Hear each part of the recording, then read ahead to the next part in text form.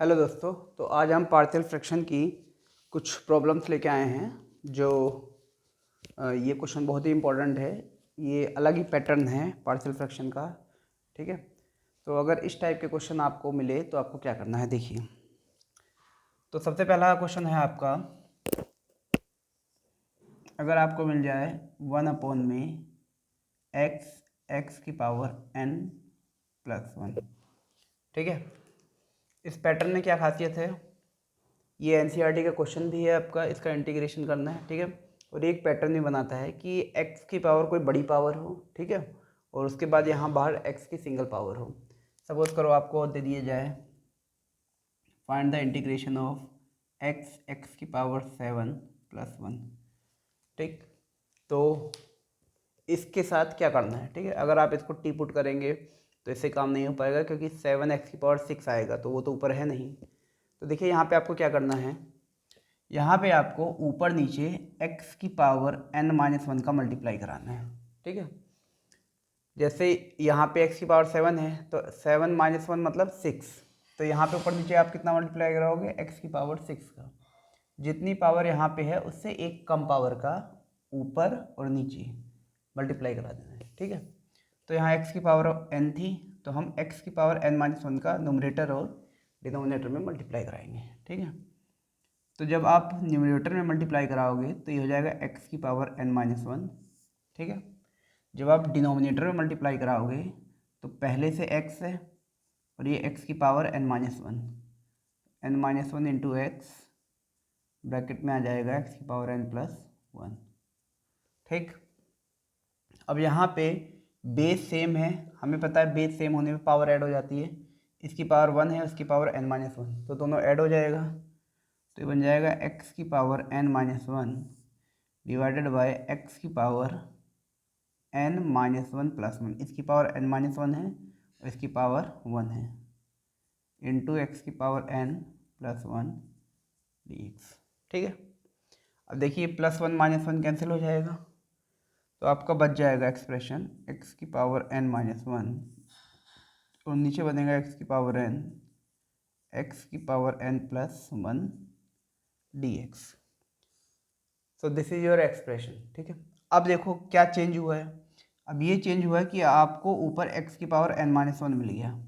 ठीक है, जो कि x की पावर n+1 का डेरिवेटिव है। तो इसको टी पुट कर दो, let t equals to X की पावर n+1। तो इसको डिफ्रेंशिएट करेंगे, differentiate both side with respect to x। तो लेफ्ट हैंड आपका हो जाएगा dt/dx। राइट हैंड साइड इसको डिफ्रेंशिएट करेंगे तो पावर आ गई और एक पावर कम हो जाएगी, 1 का डेरिवेटिव 0 होता है। तो यहाँ से आपकी dt की वैल्यू आ गई n x की पावर n-1 और dx को इधर भेज दो इंटू dx। ठीक है, इतना एक्सप्रेशन हमारे क्वेश्चन में है। ठीक है, हमारा जो इंटीग्रेशन है उसमें न्यूमरेटर ये मिल रहा है, ये n एक्स्ट्रा है तो इसको नीचे पहुँचा दो। तो ये हो जाएगा dt/n इक्वल्स टू एक्स की पावर n-1 इंटू dx। तो ये हमारा न्यूमरेटर इस चीज़ से रिप्लेस हो जाएगा, x की पावर n-1 dx। इतनी चीज़ हमारे पास है, तो इसकी जगह हम लोग ये रख देंगे। ठीक है, तो हमारा इंटीग्रेशन कन्वर्ट हो जाएगा, न्यूमरेटर में आ जाएगा dt/n। ठीक है, न्यूमरेटर में ये था, इसकी जगह क्या लिख देंगे dt/n। डिनोमिनेटर में क्या है, x की पावर n, x की पावर n+1। तो x की पावर n+1 को तो हमने t ही माना था। अब x की पावर n की जगह क्या लिखे, तो इसके लिए आपको यहाँ से वैल्यू मिलेगी, x की पावर n की आप वैल्यू निकालोगे, 1 को इधर शिफ्ट करोगे तो x raise to power n हो जाएगा t-1। So we can substitute t-1 at the place of x raise to power n। तो यहाँ पे x की पावर n की जगह क्या आ जाएगा t-1। n को बेटा बाहर ले लो, 1/n integration dt over t-1। So now it has converted into problem of partial fraction. एक फैक्टर, दो फैक्टर हैं। ठीक है, अब इसको आप इंटीग्रेट कर सकते हो। तो तरीका क्या है हमारा, 1 में t t-1 को लेट करेंगे a अपॉन में t प्लस b अपॉन में t माइनस 1। ठीक, उसके बाद यहाँ पे एलसीएम ले लेंगे।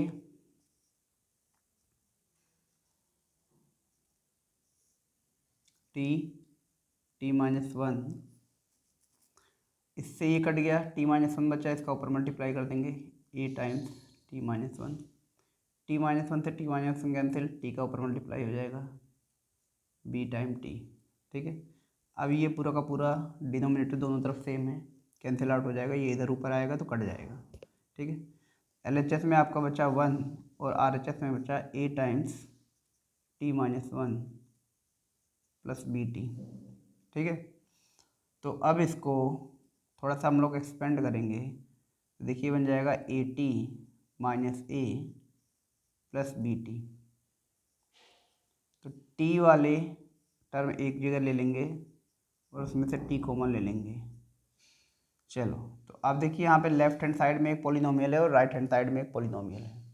ठीक है, यहाँ पे टी है मतलब सिंगल पावर वाला वेरिएबल, और यहाँ पे कोई वेरिएबल नहीं है, तो ये कांस्टेंट टर्म हो गया और ये आपका फर्स्ट पावर वाला टर्म हो गया।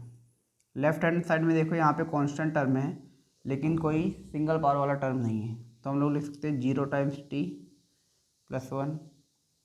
ठीक है, ये हम लोग लीनियर पॉलिनोमियल बना रहे हैं स्टैंडर्ड फॉर्म में।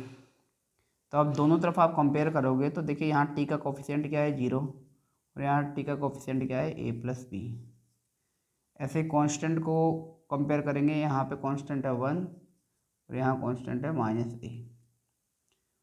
तो इन दोनों को सॉल्व करेंगे तो यहाँ से हमें a की वैल्यू निकल जाएगी -1। जब यहाँ पे a की वैल्यू रखोगे तो b की वैल्यू आपकी आ जाएगी +1। तो यहाँ से हमें a और b की वैल्यू मिल गई। इस a और b की वैल्यू को उठा के यहाँ रख दो। ठीक है, तो आपका 1 अपॉन में t माइनस 1 बन जाएगा, a की जगह क्या आ रहा है -1, -1 बाई टी। b की जगह क्या आ रहा है +1 अपॉन में T plus T minus 1।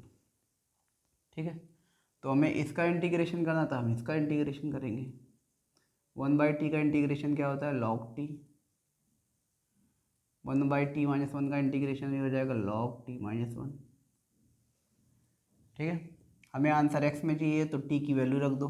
t की वैल्यू क्या थी यहाँ पे x की पावर n+1, तो आपका आंसर आ जाएगा माइनस लॉग x की power n+1 plus log t minus 1 की वैल्यू क्या है x की पावर n, तो x की पावर n प्लस c।